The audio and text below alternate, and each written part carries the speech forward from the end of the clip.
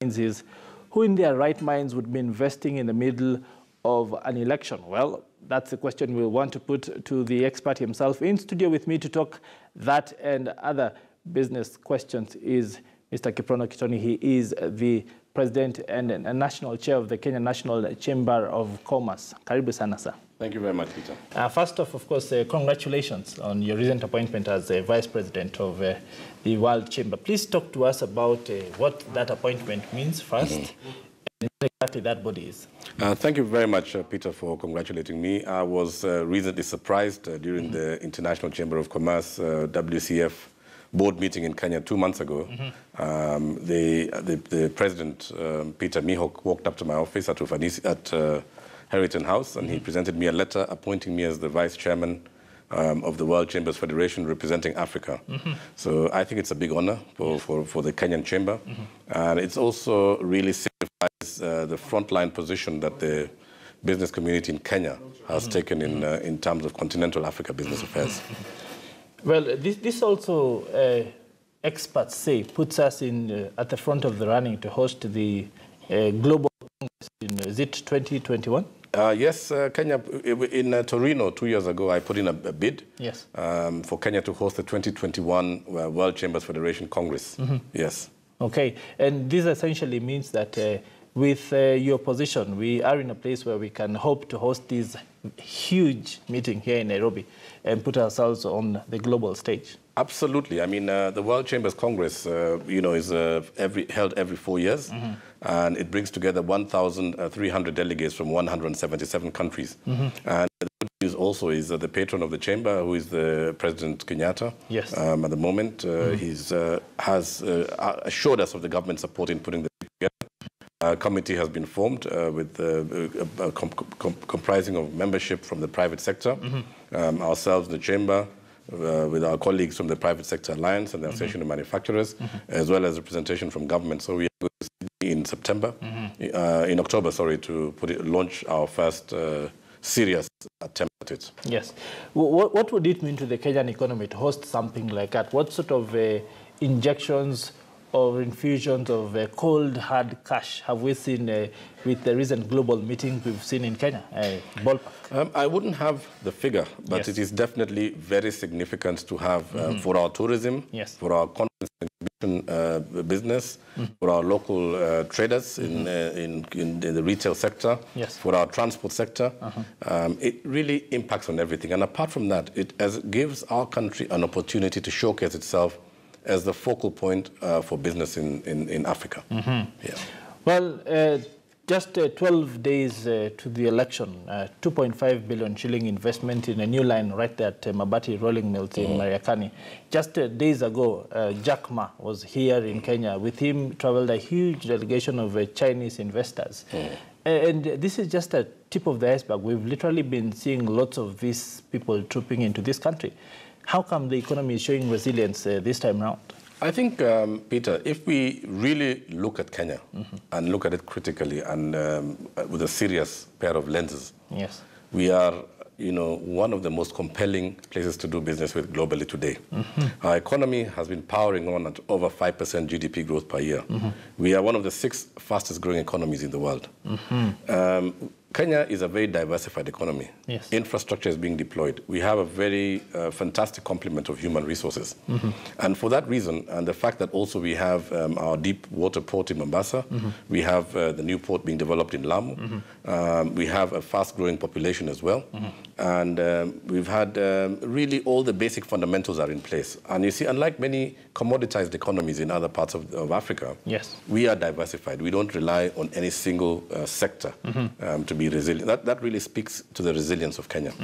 And for that reason, I remain optimistic that the IEBC will conduct a free and a fair election. I am convinced also that our security apparatus are prepared to handle any potential breakdowns of law and order. And for me, I remain optimistic that we will have this country will power on. Of course, right now there is a bit of a downturn because there are a few travel advisories out there. But in my opinion, every situation presents an opportunity. I mean, there is a slight decline in property values, and it's easier to close a transaction right now because people are adopting a bit of a wait-and-see attitude. Yes. On my part, I'm ready. This is my voter's card. Yes. And I'm ready to exercise my civic duty on the 8th of August, 2017. Yes, as every other Kenyan should be, because especially the fact that a lot of the adults, your stakeholders in this economy, and it's incumbent that you go out to vote to choose the candidates that you feel most reflects your ideals. Yes. Now, moving on, the fact that while the economy is indeed powering ahead, as you said, it doesn't seem to be growing for everybody. There have been, experts have said that poverty still remains a big issue for us. Things like housing remain a crisis. You said that every challenge remains an opportunity for someone else. And I've seen countries like Angola, others in West Africa who are really liquid because they have petroleum cash and that sort of thing, looking for opportunities. How do we get these people to come in to invest into Kenya, for example, in the housing sector, which is has lots and lots of opportunity, especially at the lower end of the market? You see, okay, I would say firstly that Kenya has been very brave. Yes. We've liberalized our economy. We've opened our markets to imports from all over the world, China, India, to cite some of the fastest growing imports that we have into this region. We are also signatories to the East African Community, and now more recently to the tripartite that brings together the EAC, COMESA, and the SADC. Yes. If you look at the last 5 years, our government has been positively pushing the agenda of intra-African trade. We've signed memorandums of understanding. We've signed ourselves as the private sector. The government has signed bilaterals between Kenya and Nigeria, between Kenya and Rwanda. We form part of this economic bloc, and etc. There is a lot to be said about intra-African trade. Currently standing at only 13% compared to intra-EU trade at 65%. Yes. So I think there's a huge opportunity for us to do more business with each other in the region. And I believe that, there's a lot more opportunity that lies ahead of us. And after the elections, I think it's a good to go. Now, onto your question about the poverty. And the fact that not all sectors are doing well, that is correct. Yes. And if we use the Gini coefficient, if we look at the Gini coefficient, which is the means of measuring the disparity between those who have and those who don't have, I mean, we don't fare very well in that index. But neither does South Africa or Nigeria.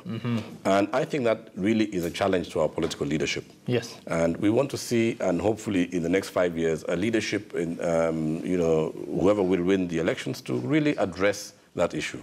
We want to see lower remuneration in our political class because you go to politics to serve, not to earn. We want to see a more effective distribution of resources in the country.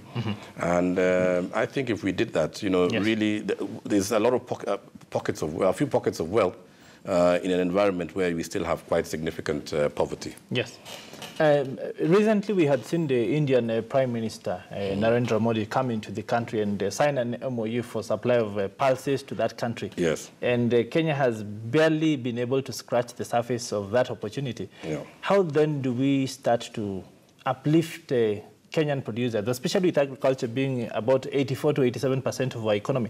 How do you empower Kenyans to start taking advantage of these opportunities that exist on the global stage? Peter, you cite a very important bilateral that was signed by Kenya, and really the opportunity that was given to us as a country by Prime Minister Modi is not one that we should take lightly, because India has a population of, 200 million people. And for them to allow that we export there is really a very big opportunity for us.